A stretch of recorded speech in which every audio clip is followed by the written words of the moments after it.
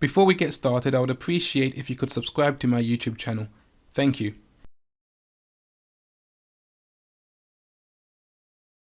So what can exchanges do to protect themselves from a 51% attack?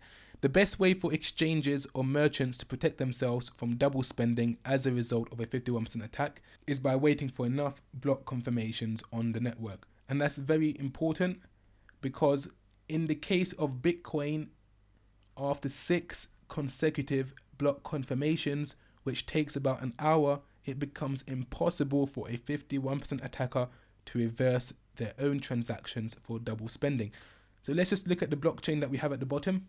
And as you can see, the green block, let's just say an exchange has received a deposit in Bitcoin in this green block here. So before allowing those Bitcoins to be traded, or if you're a merchant and there's a big sale being made, before allowing anything to be done, or before allowing a guy to drive off from the car dealership with his Lamborghini and he's paying in Bitcoin, if you're a merchant, before you do that, you should wait for at least 6 consecutive block confirmations.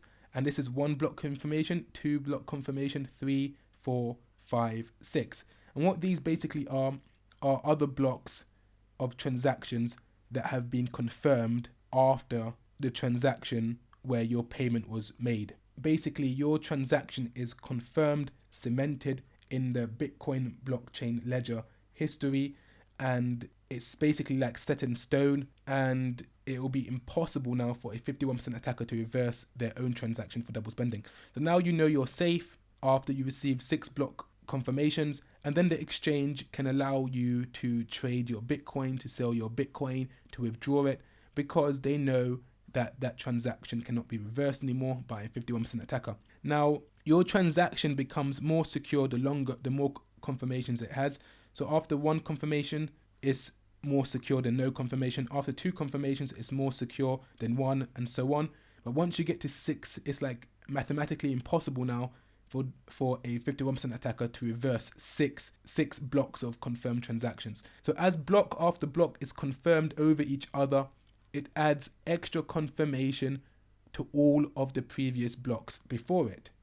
Now each block addition makes your transaction harder to reverse until it is just cemented in the blockchain history for good. So the simple thing any exchange or merchant that is accepting Bitcoin for large scale transactions is simply to wait for a number of block confirmations to be received before they allow that cryptocurrency, those Bitcoins, to be used in order to protect themselves from a 51% attack. So as you can see, it becomes in vain now for a 51% attacker to even try to target an exchange, because you would find when you use most cryptocurrency exchanges, if not all, when you deposit Bitcoin on their exchange, they won't let you use that Bitcoin to trade with until they've received a number of block confirmations. Usually they wait until about 3 confirmations or 4 confirmations, and then they release the Bitcoin for you to trade, because they know at this stage the transaction is confirmed and they're not at risk of a 51% attack. So here's an example of some confirmations on the blockchain. As you can see in this example, this block has received, or this transaction has received 1,029 confirmations. What this means is that there has been 1,029 blocks after the block that this transaction was in to confirm your transaction. 1,029.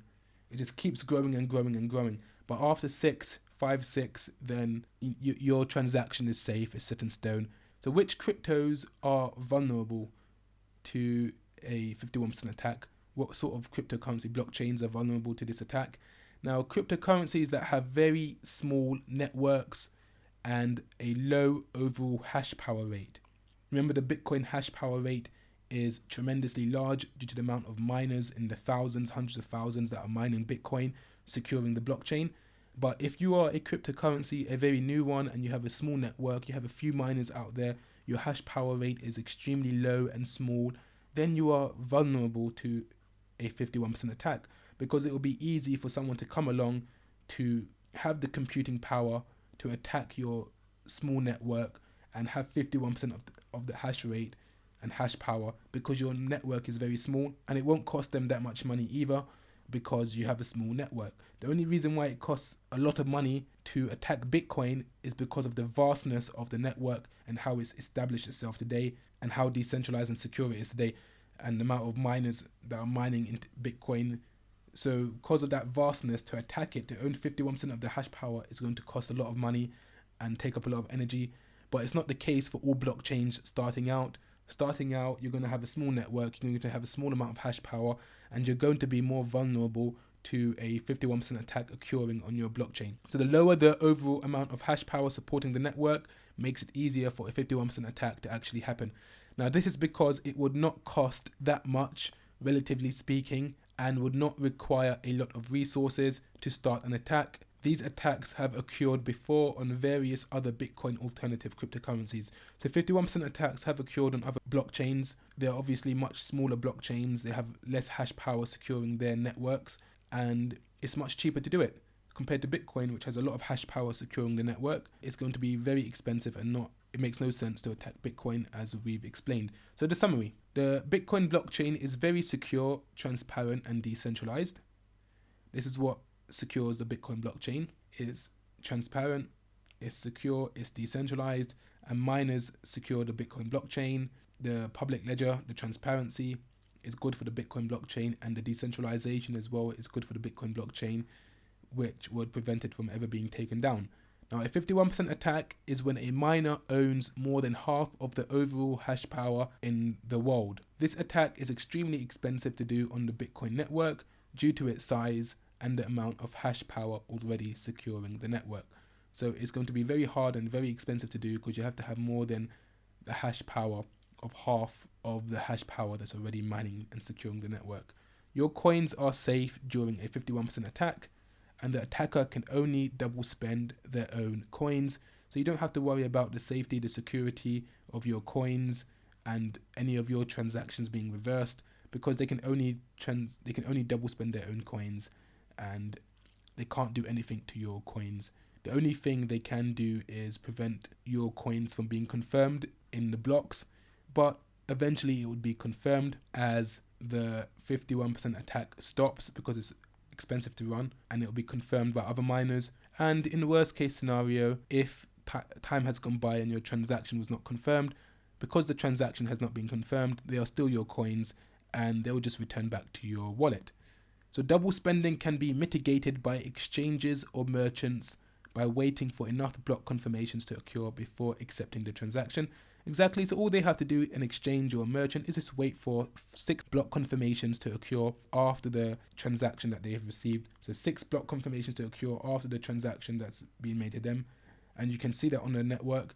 Once that's been done, then they're safe from a 51% attack. They're only at risk if they don't wait for any confirmations to occur, which none of them do today anyways. So miners are incentivized to follow the rules to earn Bitcoin rather than use their resources to attempt to attack it, which could leave them having wasted billions in dollars in vain. So this is game theory, and this is what Bitcoin has, where if you're a miner, it makes more sense for you to use your resources in an honest manner to support the network, strengthen the network, and do your job as a miner to confirm transactions and be rewarded accordingly, then to use your resources in a malicious way to attempt to attack the Bitcoin blockchain network, because you'll just end up wasting billions of dollars in vain. That's all for now. See you on the next lesson, where we get more deeper into the cryptocurrency space and we learn much more. Don't forget to like, subscribe, and hit the bell notification icon so as to not miss my next video. Take care and goodbye.